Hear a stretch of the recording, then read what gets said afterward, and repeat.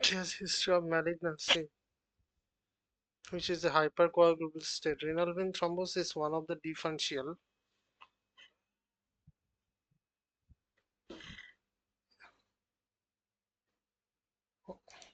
You have given the renal vein thrombosis.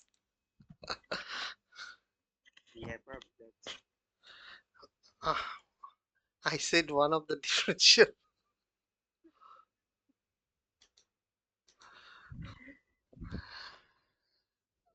Okay, hydronephrosis.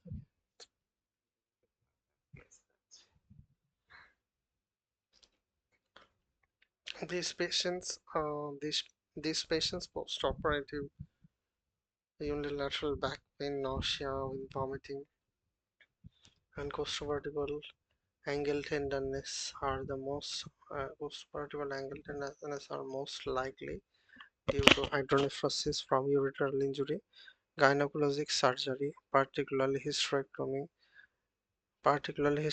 has the highest risk for iatrogenic ureteral injury due to the proximity of the uterus to the pelvic organs, particularly the uterine artery. Risk of ureteral injury increases in patients with obesity, distorted pelvic architecture from malignancy as in this patient, and prior pelvic surgery cesarean delivery. Ureteral injury most commonly occurs due to accidental suturing of the ureter. Accidental suturing of the ureter during uterine artery ligation or vaginal cuff closure, which can cause partial or complete ureteral obstruction. Patients with ureteral obstruction develop hydronephrosis, however, symptoms can be masked initially by postoperative pain medication. With, with continued obstruction, patients have non-radiating back pain and costovertebral angle tenderness because only one ureter is affected. Patients typically have normal renal function, normal creatinine, normal urinalysis. However, irreversible damage can lead to if obstruction is untreated. Diagnosis can be made by renal ultrasound. Treatment is surgical correction of the obstruction, suture removal.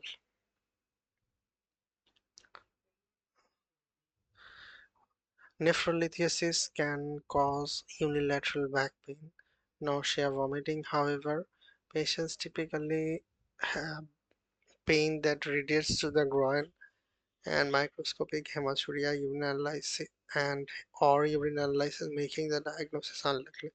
Renal vein thrombosis and subsequent unilateral renal infarction can occur in patients with hypercoagulable state like malignancy. In acute cases, patient can develop back pain, costovertebral angle tenderness. However, these patients typically have hematuria, and unilateral ureteral injury is most likely diagnosis in this patient given her progressive worsening back pain beginning immediately after surgery. Okay.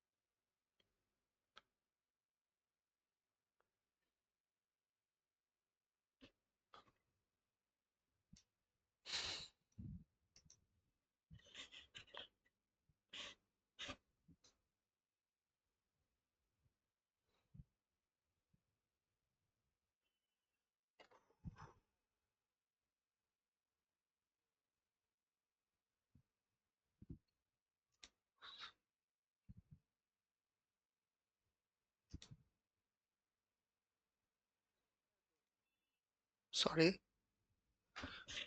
L- is it? Isn't it polycythemia?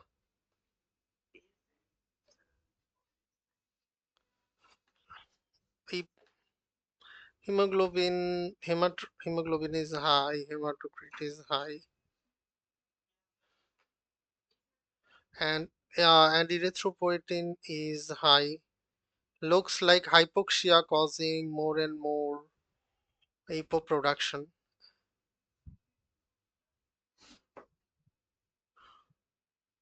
So he has some sort of uh, cancer.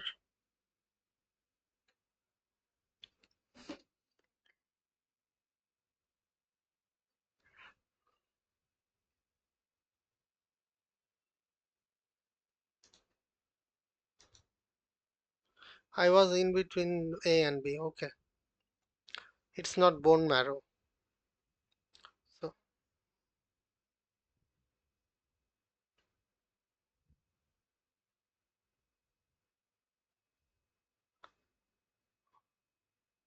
they are, they said that it's polycythemia.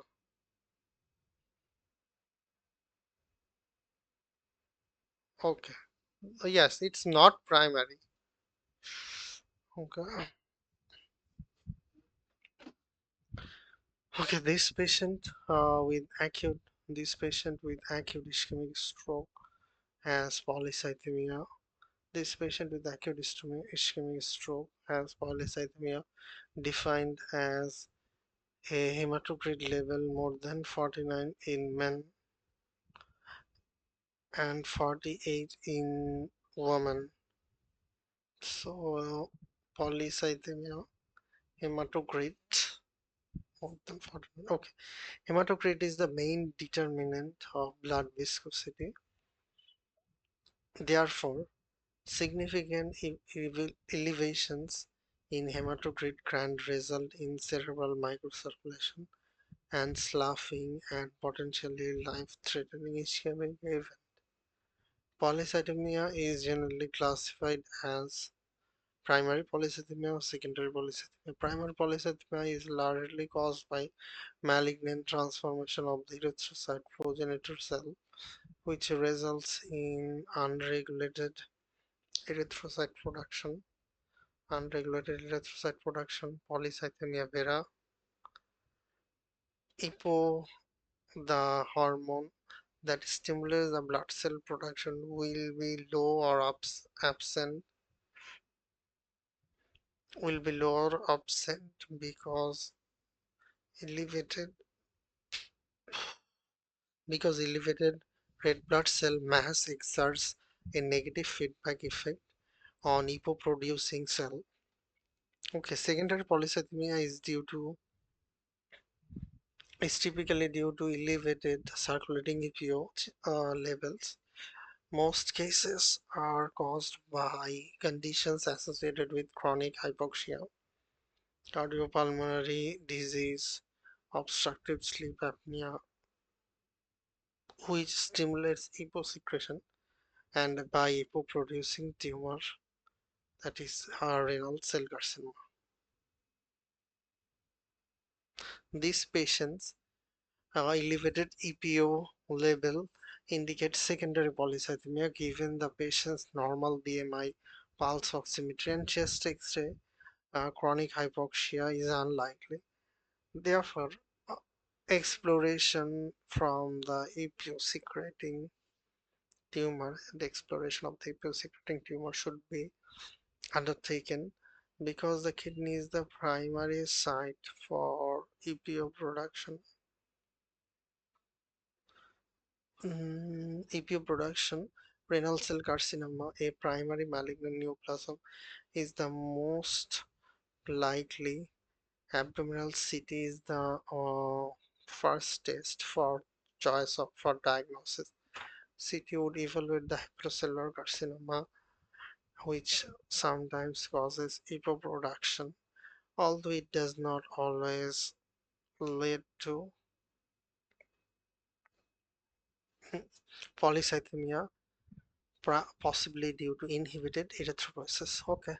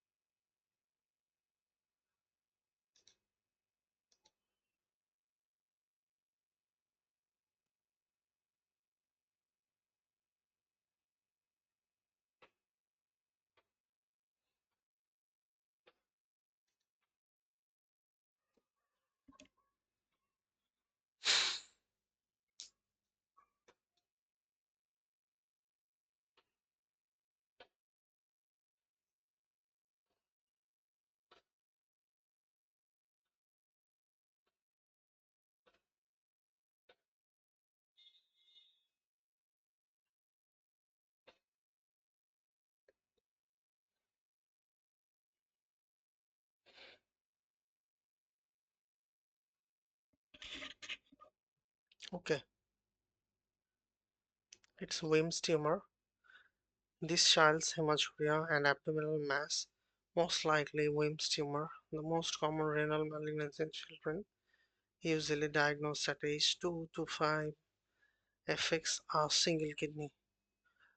Wilms tumor often grow large. They are diagnosed typically based on asymptomatic abdominal mass which may be found incidentally by a caretaker, which may be found incidentally by a caretaker or examiner. Hematuria, as seen in this patient, occurs in 25% of patients with Wilms tumor. Other symptoms can include abdominal pain, hypertension, and fever. Abdominal pain, hypertension, and fever. Although the lungs, okay, sure. Hematuria, as seen in this patient, occurs in 25% patients with Wilms tumor. Other symptoms include abdominal pain, hypertension, fever. Although the lungs are the most common site of metastatic spread, children rarely have pulmonary symptoms. Abdominal ultrasonography is the first step to imaging so that Wilms tumor can be differentiated from other masses. Subsequently, contrast enhanced CT scan or MRI is needed to evaluate the mass. CT scan is also recommended to identify the pulmonary metastasis. Treatment includes surgery and chemotherapy, as well as radiation therapy for late disease. Survival rates are excellent, especially for patients treated in early stage. Okay, why it is not PHGN? The option D. PHGN can develop weeks after a group is cerebral infection, even if infection is treated. Although hematuria is typical, it would not cause a firm abdominal mass. It is commonly associated with edema. Okay, yes. Wilms tumor, nephroblastoma, most common renal malignancy in children, or most common renal malignancy in children, peak age 2 to 5, urine sporadic,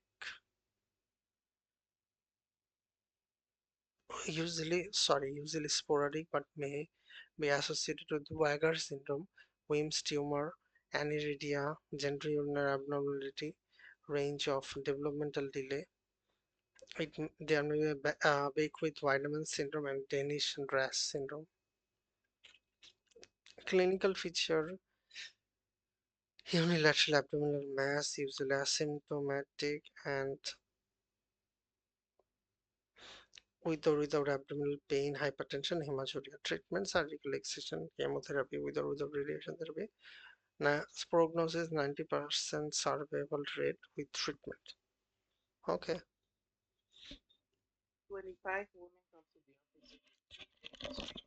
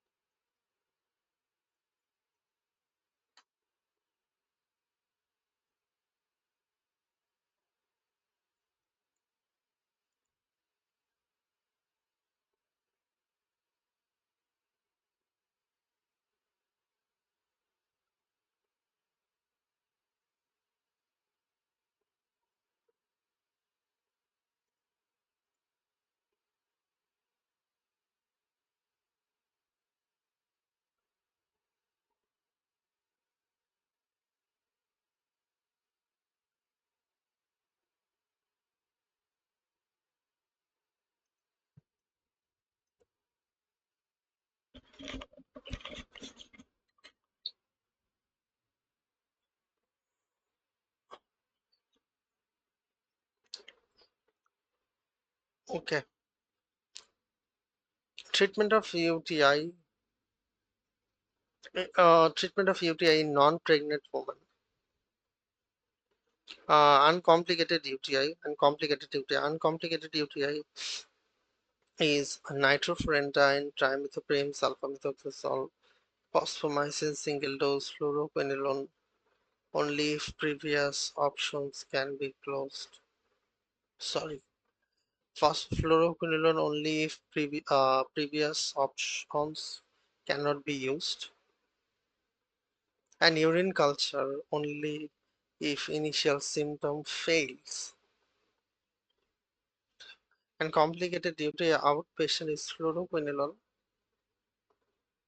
and inpatient ceftriaxone, piperacillin tazobactam, carbapenem, imipenem. Culture obtained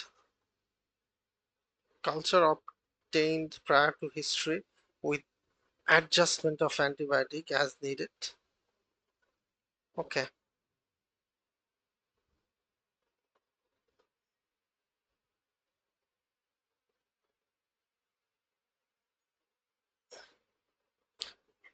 For asymptomatic bacteriuria in pregnancy, I remember that part actually. Like in asymptomatic bacteriuria in pregnancy, you search the question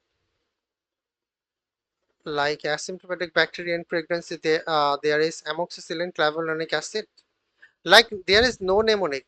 Amoxicillin clavulanic acid, fosfomycin, and there is another drug. Nitrofurantoin actually can be given in pregnancy, but it is avoided in first and third trimester.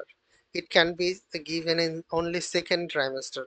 There is a box where it is written, and usually in pregnancy we avoid like trimethoprim, sulfamethoxazole. We do not give the fluoroquinolone ones. So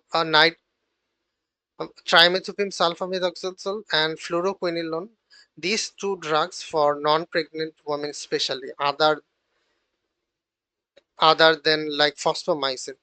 Fosfomycin is very good drug, like single drug, and it is curable, and the UTI can be curable. And in complicated UTI, in non-pregnant women, we actually give fluoroquinolone, and for pregnancy, there may be ceftriaxone, piperacillin, tazobactam, and like carbapenem, meropenem, imipenem, these sort of drugs. A complicated UTI in not in pregnancy. In pregnancy, that is the drug. In pregnancy, like if even if in pyelonephritis, actually I have seen that amoxicillin, clavulanic, fosfomycin, and you can give the carbapenem or you can give ceftriaxone. These are the safe drugs for pregnancy. But yes, but fluoroquinolones, it is not given in pregnancy. Ciprofloxacin fluoroquinolones, it can cause cartilage damage, as far I remember. Cartilage damage, tendon rupture in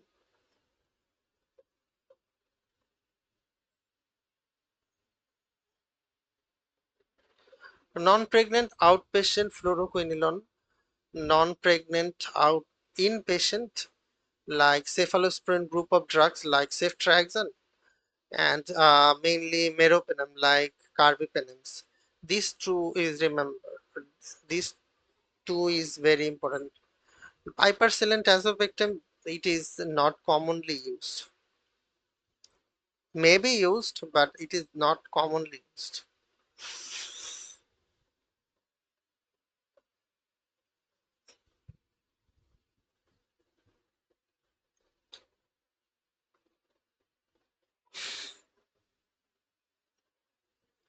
These patients' clinical presentation, dysuria, urinary frequency, suprapubic tenderness suggest uncomplicated UTI, uncomplicated UTI. are acute infections that are confirmed with bladder, that are confirmed within the that are confined within the bladder. In those with uncomplicated UTI, a diagnosis can be made with urine analysis alone. Positive leukocyte esterase and nitrites, positive leukocyte esterase and nitrites. Preferred empiric treatment include trimethoprim sulfamethoxazole, nitrofurantoin, trimethoprim sulfamethoxazole for 3 days, nitrofurantoin for 5 days, fosfomycin is a single drug. Fluoroquinolone also used, but they are fluoroquinolone also used, but are is typically reserved for patients who cannot take the portion, who cannot take the above option like sulfur allergy, and for settings with high local resistance rate. In contrast, a complicated UTI refers to complicated UTI. In contrast, complicated UTI refers to infection that extend beyond the bladder.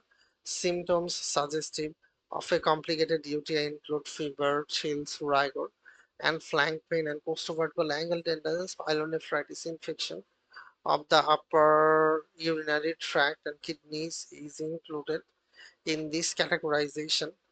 These patients should have urine culture obtained prior to empiric therapy, so antibiotic can be appropriately tailored to ensure appropriate and complete therapy. Okay.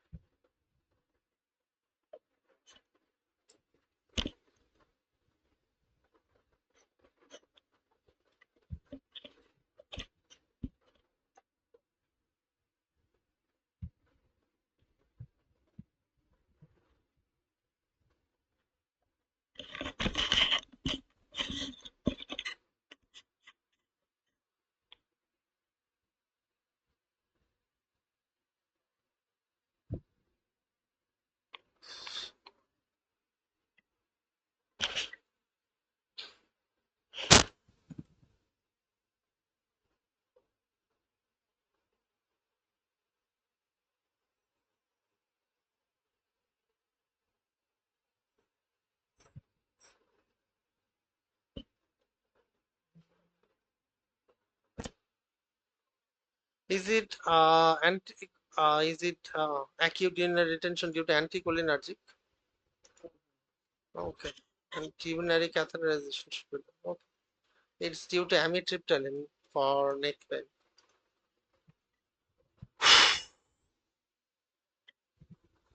I don't know why I'm feeling so drowsy. Okay.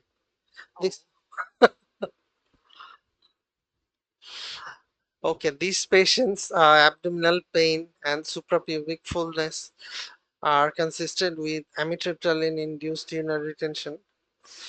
Amitriptyline is a tricyclic antidepressant with anticholinergic properties. The bladder empties under muscarinic control.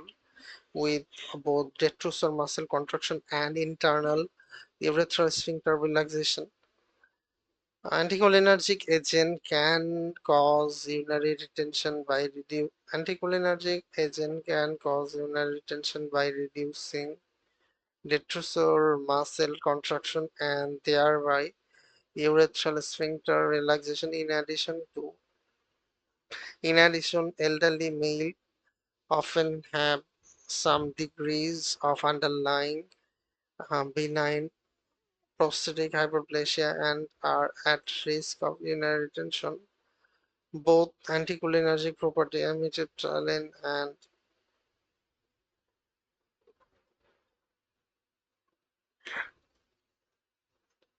Both the anticholinergic properties of amitriptyline and the pressure from urinary retention could have caused this constipation as well. This patient's clinical presentation is sufficient to initiate promote urinary catheterization for suspected urinary retention. Bedside ultrasound or bladder scan, if available, can help to diagnose, but should not delay urinary catheterization. Urinary catheterization can document a post-viral residual volume more than 50 ml and is considered as a diagnostic for urinary retention and provides symptomatic relief by draining urine from the distal bladder. The patient should discontinue amitriptyline therapy. Okay. Can I take a break for 10 minutes? I need to have a coffee.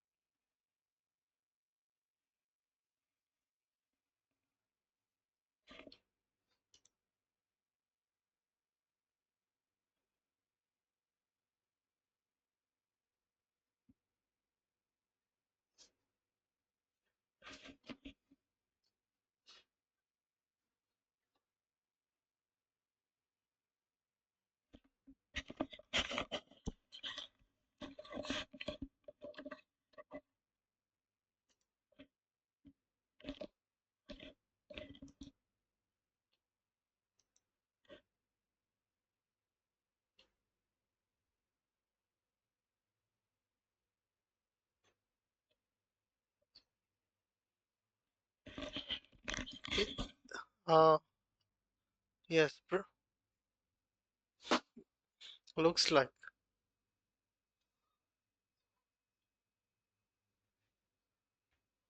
Not really. It is AKI, renal acute kidney injury, like BMN and creatinine ratio is more than 15. So it looks like it's pre-renal AKI,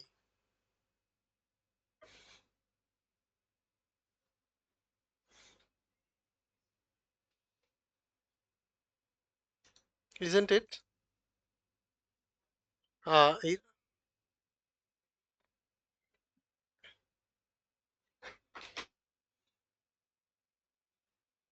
okay. This patient's this patient with tachycardia, mild hypertension, and dry mucous membrane most likely has intravascular volume depletion leading to pre-renal AKI. Uh, elderly patient can be especially susceptible to volume depletion due to an impaired thirst response and often inability to obtain food and water without assistance. Due to dementia, hypovolemia leads to decreased renal blood flow, causes activation of the RAS, increased resorption of salt and water, increased resorption of salt and water occurs, leading to an increase in passive resorption of urea and resulting in elevated blood urea nitrogen or elevated BUN or creatinine ratio 20:1. The term injury is somewhat inaccurate in the prerenal state as the kidneys do not experience actual injury unless decreased renal perfusion is prolonged, leading to acute tubular necrosis. Therefore, an unremarkable urinary analysis absence of significant protein cells or casts is typical. Okay, and the H, hello, Go ahead. option H, like toxin-mediated renal tubular damage, is aminoglycoside can cause intrinsic renal AKI due to renal tubular toxicity. However, ciprofloxacin is not associated with direct renal tubular damage. Yes, prerenal AKI decreased renal perfusion. It may be decreased renal perfusion through volume depletion, decreased effective arterial or blood volume, that is heart failure, cirrhosis, displacement of intravascular fluid, sepsis, pancreatitis, bilateral renal artery stenosis with AC inhibition, affect afferent arteriolar vasoconstriction, NSAIDs. Clinical feature is increase in serum creatinine more than 50% baseline, decrease urine output, BUN creatinine ratio, BUN creatinine more than 20:1, FeNA fraction of excretion of sodium, FeNA less than 1%, unremarkable bland urine sediment. Treatment is restoration of renal perfusion. Okay.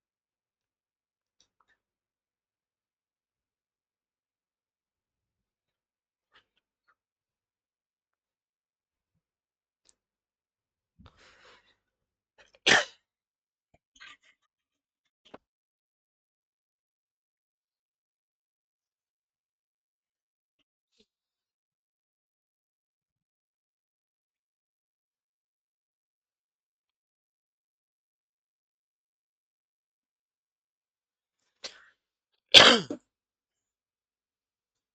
He is not in antihypertensive. he's not He is not on antihypertensive.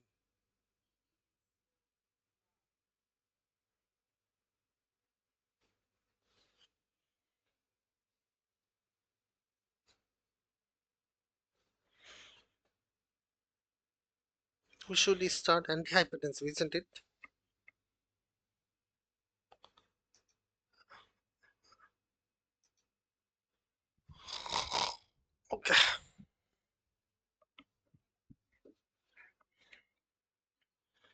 Renal artery stenosis is most often seen in patients due to atherosclerosis, peripheral vascular disease, and results in renovascular hypertension.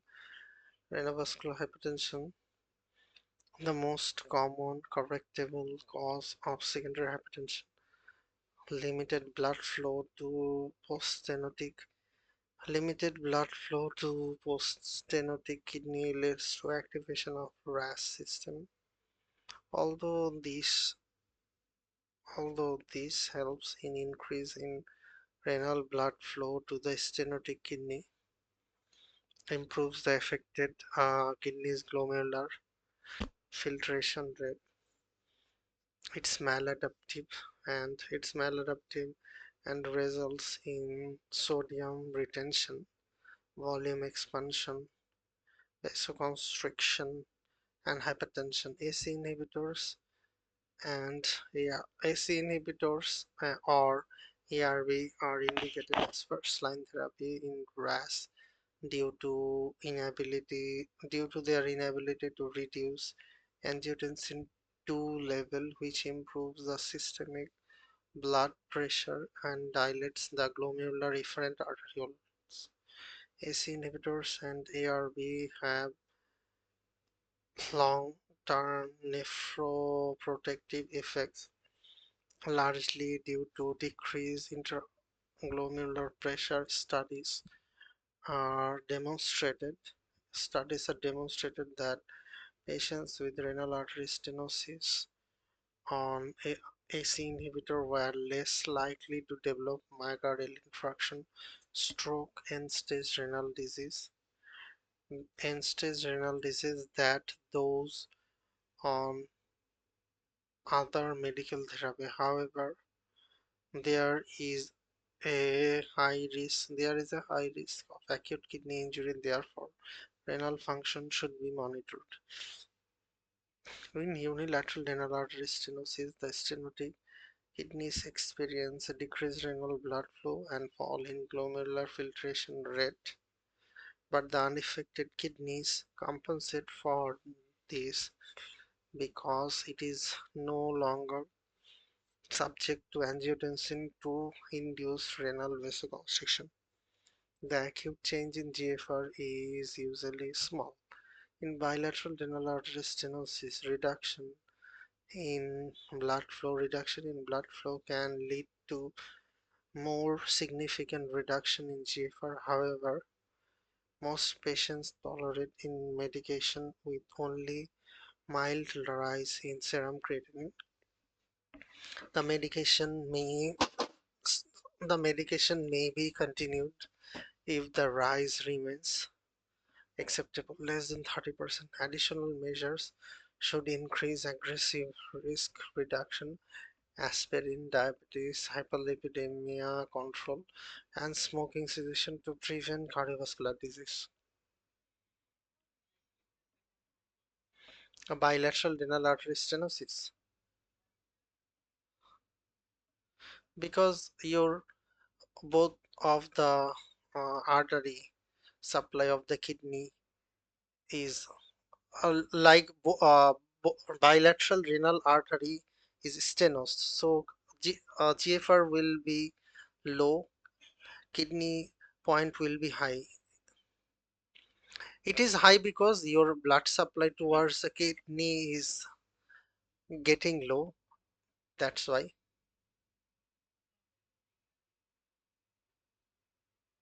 Rise of creatinine, yes. ACE inhibitor works on RAS system, isn't it?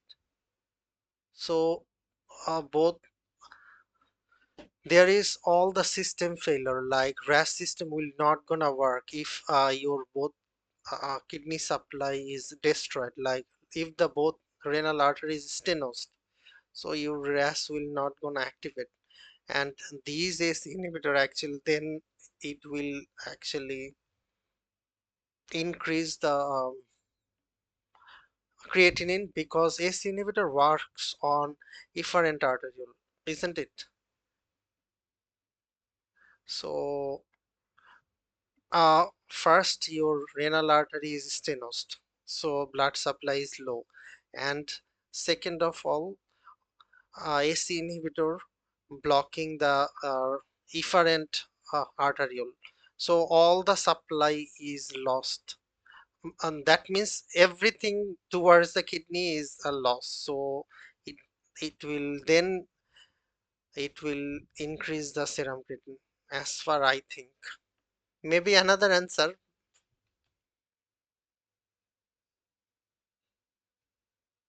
is actually increases, yes, increases serum creatinine.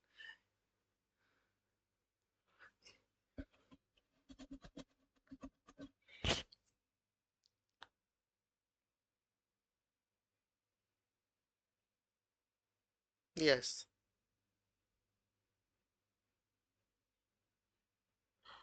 yes.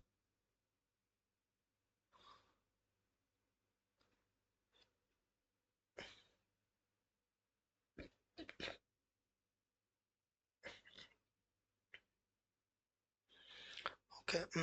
DNA revascularization.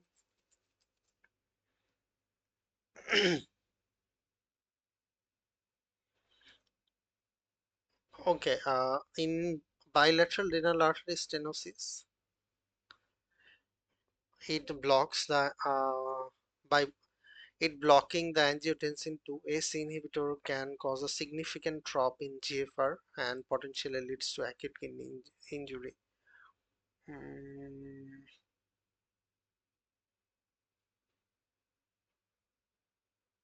mm, okay. Revascularization, revascularization or surgical or percutaneous angioplasty with stenting has not been proven superior to medical therapy for optimized blood pressure control or reduction of cardiovascular outcomes in patients with unilateral or bilateral RAS. It is reserved for selected patients who are intolerant or fail to achieve adequate blood pressure control with optimal medical therapy for those with recurrent flash pulmonary edema and or refractory heart failure due to severe hypertension. Okay,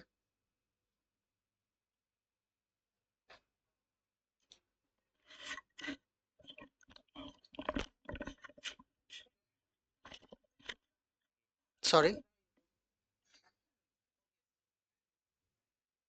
Oh,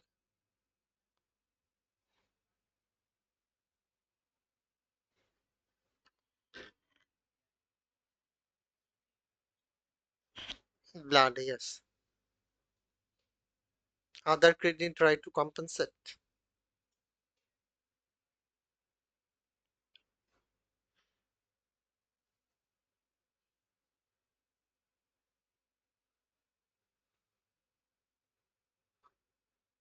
Why there is no change there? Because if you think in simplified way, think about a person with a nephrectomy, he has one kidney. What happens in there? Like one kidney is supplying your whole supply. So as you have elevated blood pressure, like BP is higher, 160 over 90. So and these uh, and our kidney system, like kidney mechanism, main target is to lower the blood pressure. So as one kidney is not getting enough supply, so other kidney try to compensate by blocking the same pathway as the AC inhibitor does, like AC blocks efferent arteriole. Angiotensin converting enzyme, AC inhibitor, blocks efferent, so it blocking the efferent, and thus it is not increasing the creatinine as well as the GFR. Like think in another way, like why there is no rising of creatinine. Why creatinine rises? Creatinine rises if kidney is unable to excrete your waste products from the body. As one kidney is effective enough to control to remove our waste product from the body, so one kidney can compensate. So that's why it is not causing problem. That's why in unilateral renal artery stenosis, other kidney is compensating, and that's why there is no change in the GFR or no change in the rising creatinine. Maybe I am talking in literature form, not in the. Yes, yes, yes. Okay. It is When I don't understand something, I try to make it as a literature.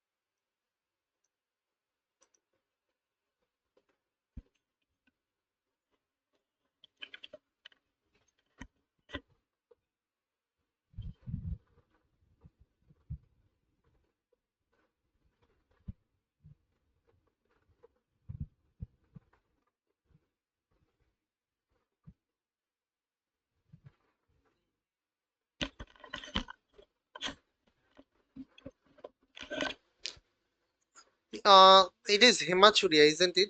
More than 3 RBC. It is glomerular. Is it glomerular or is it other thing?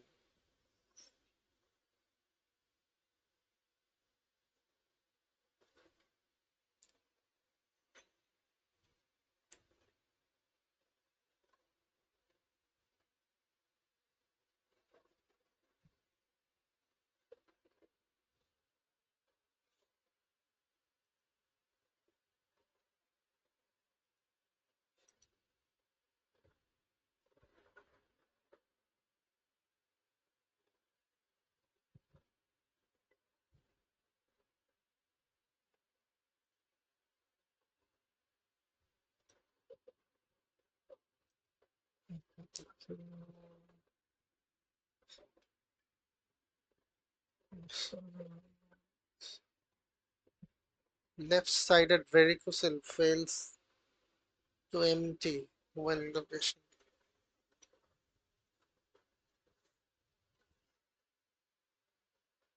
Yes, left gonadal vein drains into left renal vein, then the inferior vena cava. Right gonadal vein directly uh, goes to the inferior vena cava.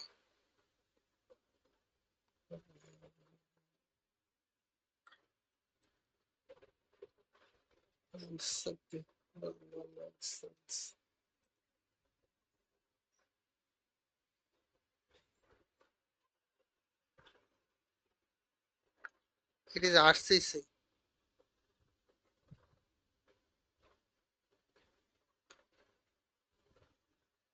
Is there is fever? Yes, fever, flank pain, hematuria.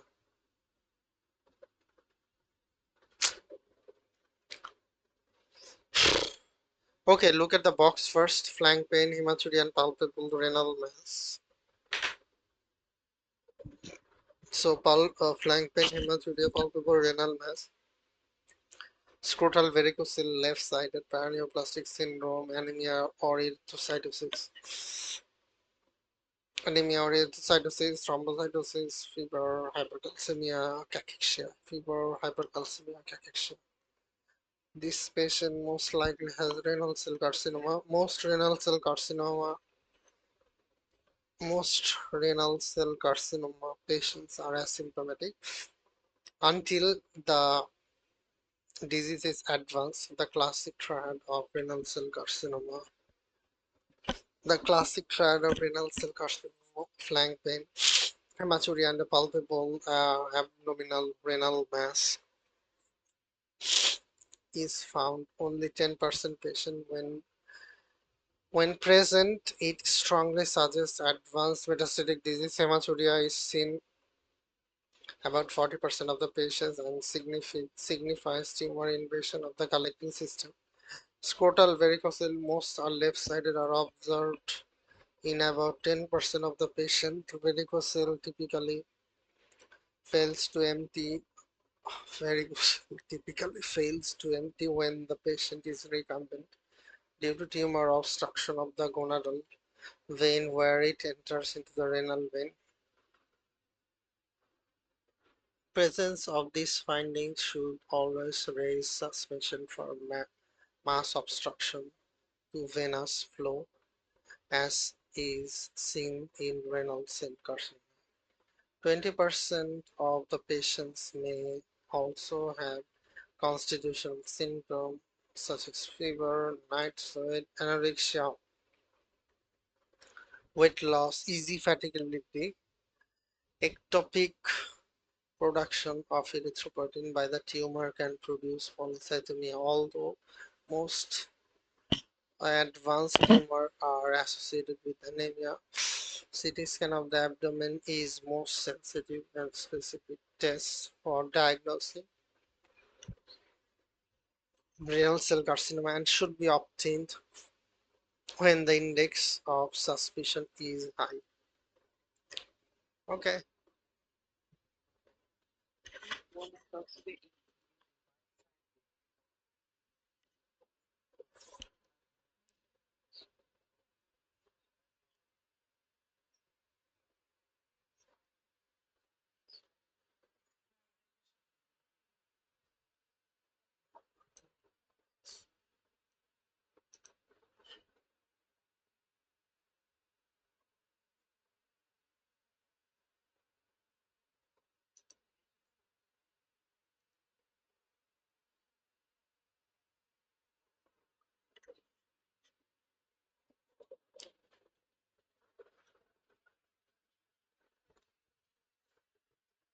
okay.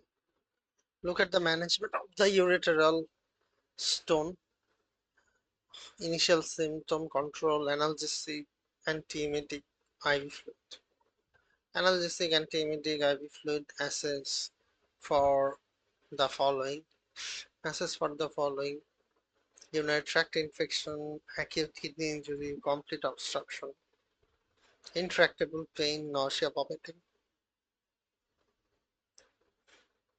Inpatient admission, urgent urology consultation, IV medication, analgesic,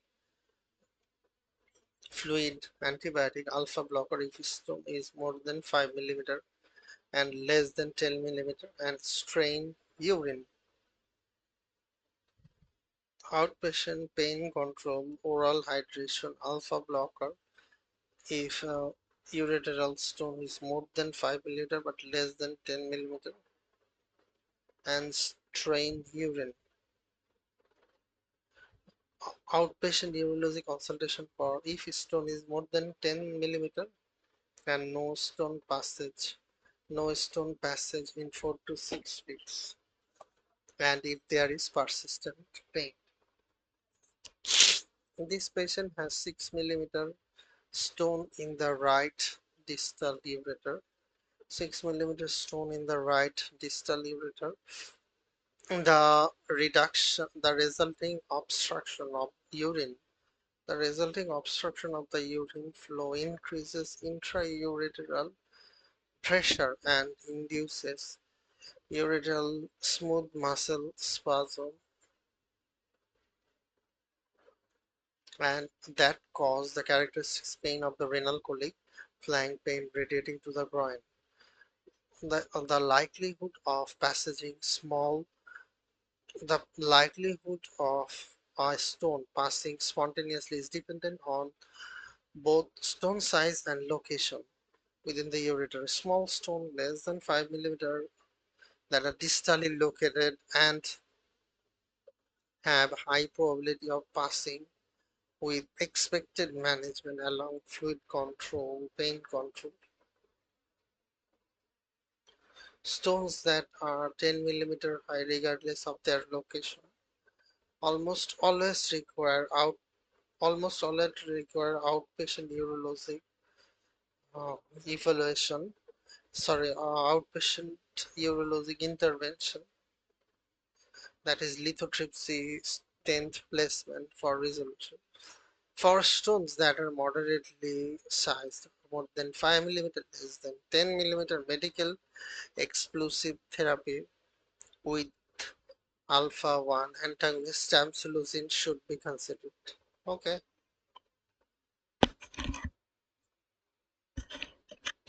are you there?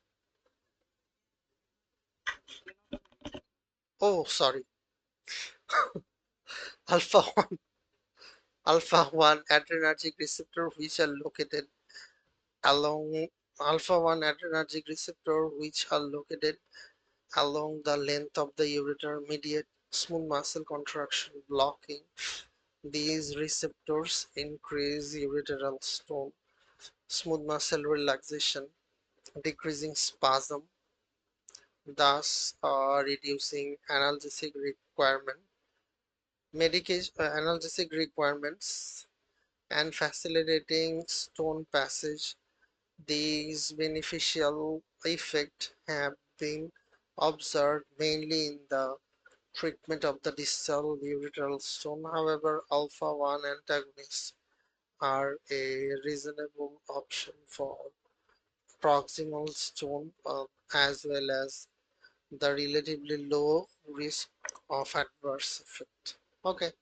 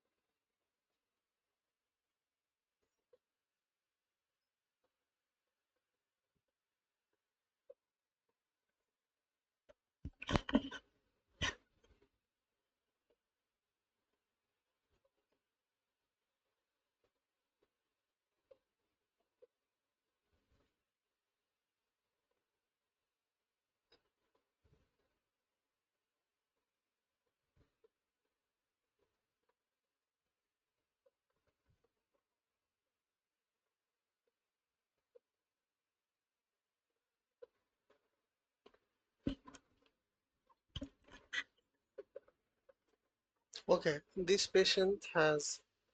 Severe dehydration. This patient has severe dehydration and symptomatic hypovolemic hyponatremia, which can develop secondary to renal losses, which can develop secondary to renal losses. Diuretic use, glycosuria, or an external losses, gastroenteritis, excessive sweating, water loss is relatively increased. Water loss is relatively increased compared to sodium and potassium loss,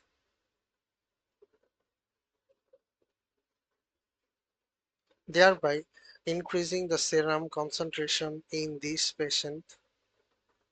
Infants are particularly at risk of developing hypernatremia with gastrointestinal illness due to decreased insensible loss, increased body surface area, the inability to communicate thirst. Signs of hypernatremia can include irritability, muscle weakness, decreased deep tendon reflex, and seizure. In most cases, hypovolemia can result in severe dehydration, dry mucosa, tachycardia, delayed capillary reflex, which is concerning because it can progress to shock, and cardiovascular compromise. Therefore, initial treatment for hypovolemic hyponatremia with severe dehydration to raise the volume, to raise, mm, sorry, to restore circulatory volume and tissue perfusion by emergency resuscitation. As with adults, total body deficits is a combination of free fluid deficit and isotonic fluid losses. However, hypotonic solutions should not be used in the emergency fluid resuscitation of pediatric infants with hypovolemic hyponatremia due to risk of neurologic complication with rapid overcorrection. In such cases, resuscitation should begin with isotonic solution 0.9% saline. Hypernatremia should be correct gradually, less than 5 milliequivalent per liter, to prevent neurologic complications like cerebral edema from excessive movement of water into the brain cell. Yes, half normal saline and 5% dextrose in water are hypotonic solution. They may be used to correct hypernatremia in patients with marked severe volume depletion or after restoration of intravascular volume. In dehydrated patients, hypotonic saline are not used in as initial fluid resuscitation in pediatric patients with signs of severe dehydration. Rapid infusion lowers the sodium too quickly. Okay, option C, colloid solution 5% albumin may be used in patients with low oncotic pressure nephrotic syndrome, but are expensive and not proven to be more effective than crystalloids at fluid resuscitation.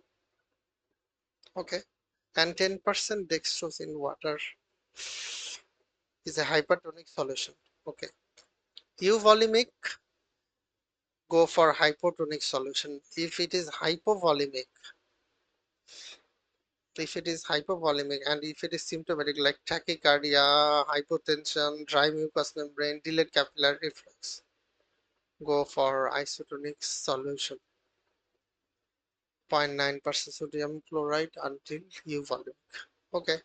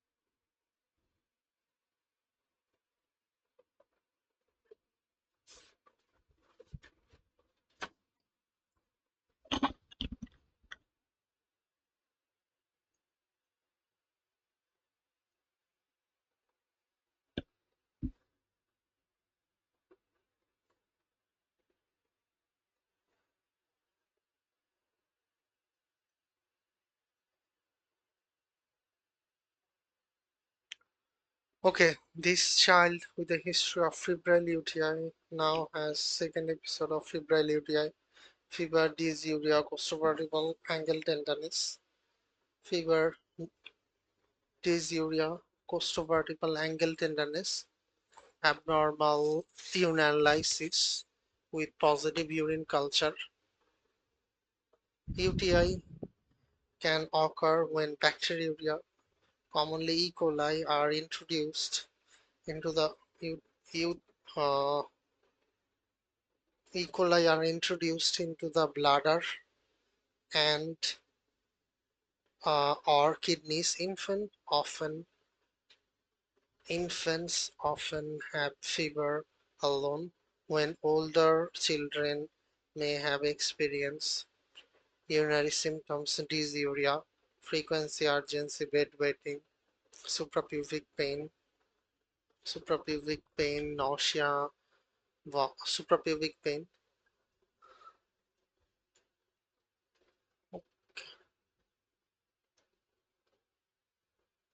What is wrong? Wait, something is wrong in my top. Okay, I am calling you. Something is wrong in my laptop. Okay.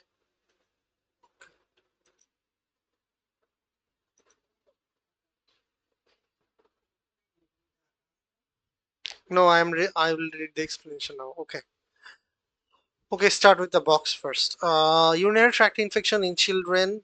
Risk factor is female sex, uncircumcised male infant, urological abnormality, vesicular reflux, bladder or bowel dysfunction, constipation. Clinical feature: infants, fever, fuzziness, poor feeding. Older children, dysuria, suprapubic or flank pain. Lab findings: urine analysis, leukocytosterase, nitrates, WBC, and urine culture bacteriuria. Management is antibiotic, cephalosporin, fast febrile UTI, age less than 2, renal and bladder ultrasound followed by voiding cystourethrogram if abnormal. If age more than 2 or more than 2, observation alone. Recurrent febrile UTI, renal and bladder ultrasound, and voiding cystourethrogram.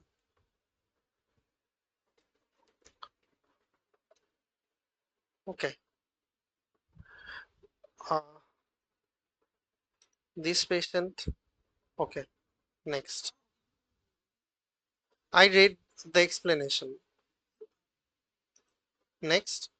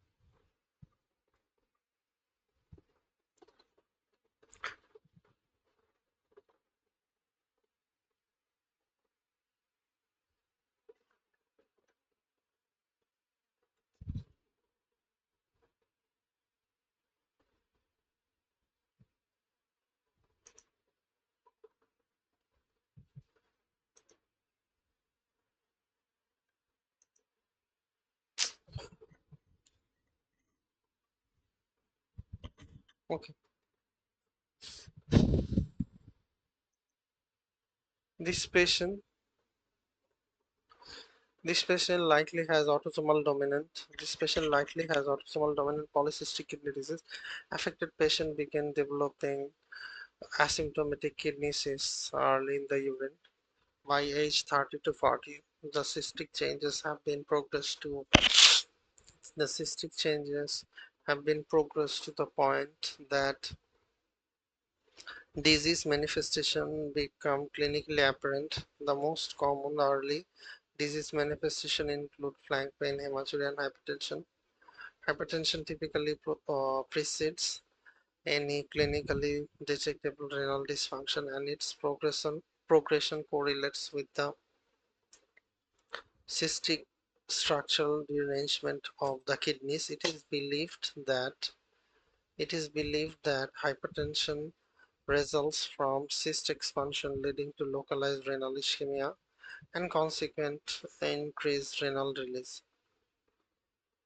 The increased activation of RAS in effect leads to secondary hyperaldosteronism.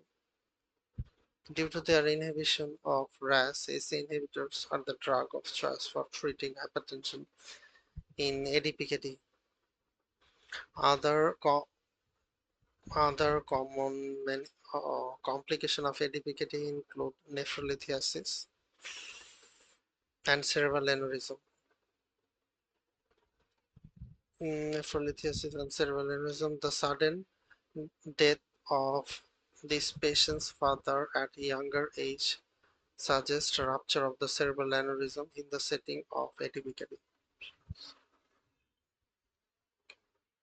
Okay, 17-year-old white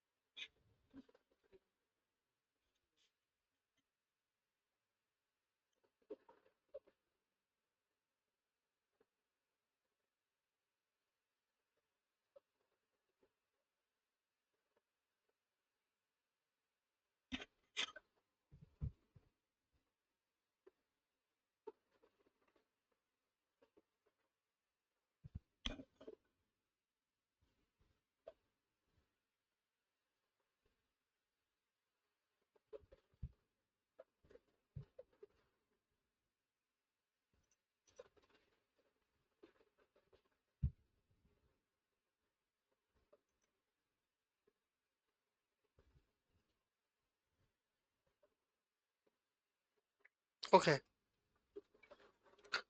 Suspect the following condition whenever a patient with hypokalemia, alkalosis, and normotension, hypokalemia, alkalosis, normotension, surreptitious vomiting, diuretic abuse, Bartter syndrome, Gitelman syndrome. Physical physical findings that are characteristics of surreptitious vomiting are scars or calluses on the dorsum of the hands and dental erosions. The dorsal scar result from repetitive chemical or mechanical injury as the patient uses his or her hand to induce vomiting. Dental erosion a result due to an increase dental erosion a result due to an increase exposure to gastric acid. Surreptitious vomiting may also result in hypovolemia and hypochloremia, which in turn can lead to low urine chloride concentration.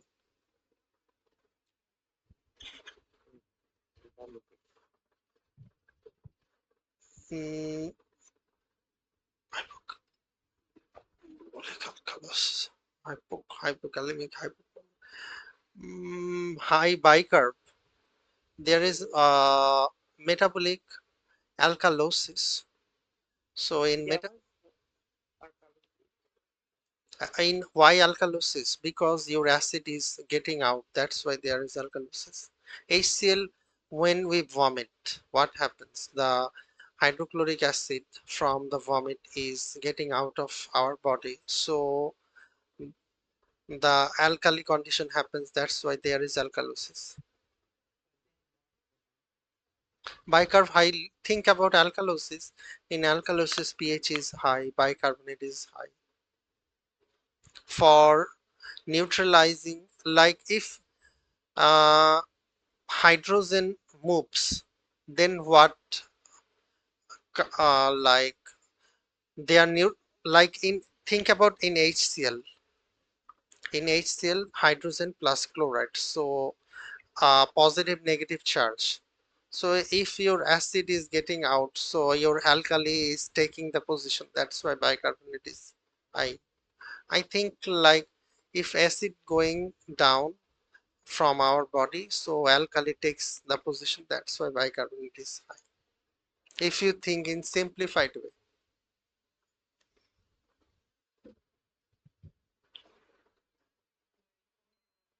I don't know my words are making sense or not because today I am today I am extremely drowsy.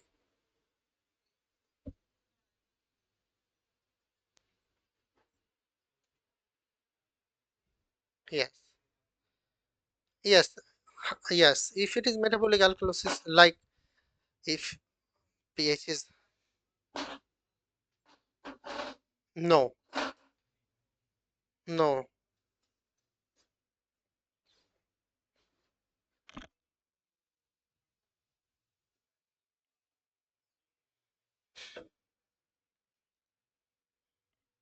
And love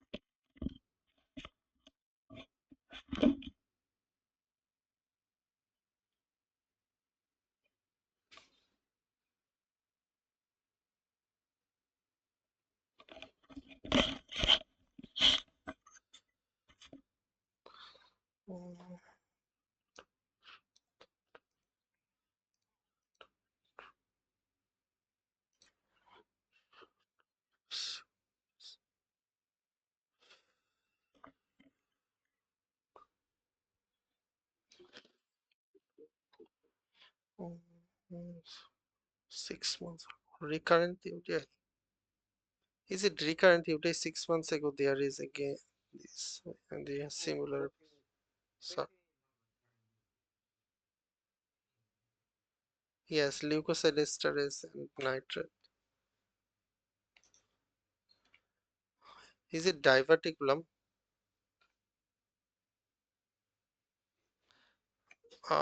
Bladder is okay, no. Diverticulum comes with them,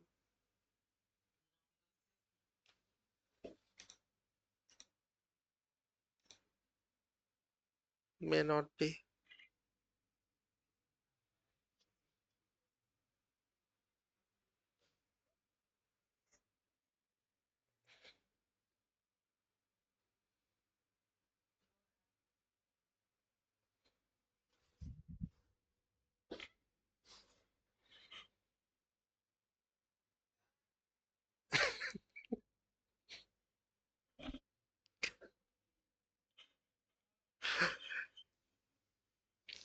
This patient with cyclic dysuria and hematuria associated with menses.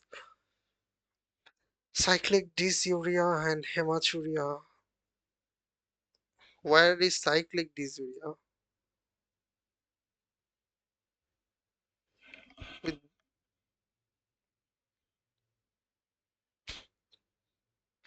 there is burning and urination. Okay. The ectopic implantation of the endometrial glands and stroma in the abdominopelvic cavity. Although some patients are asymptomatic and diagnosed incidentally, those who are symptomatic are often have varying presentation and examination findings that depend on the implant location. This patient likely has deeply infiltrating implants in the bladder. These endometrial implants shed monthly menses, causing bladder pain and suprapubic tenderness. In addition, patients can have dysuria associated with hematuria leukocytes on urinalysis due to bladder inflammation. The ectopic endometrial implants with subsequent fibrosis can cause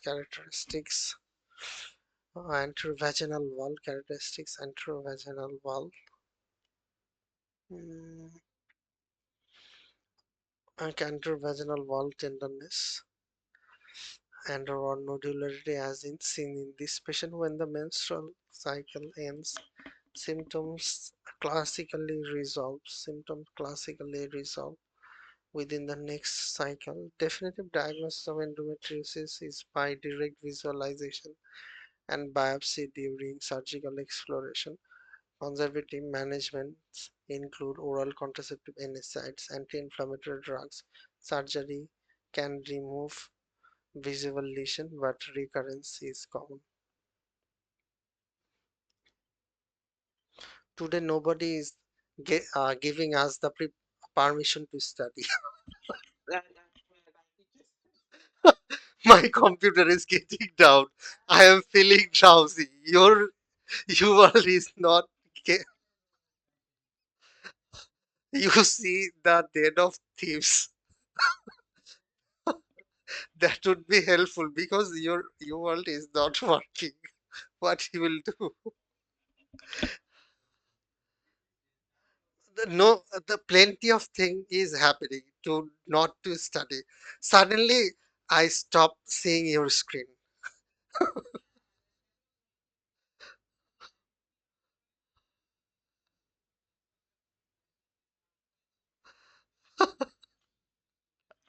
I think that we should stop for today. Okay, we can catch later. Maybe it is not gonna work. Maybe if we restart, then it can be.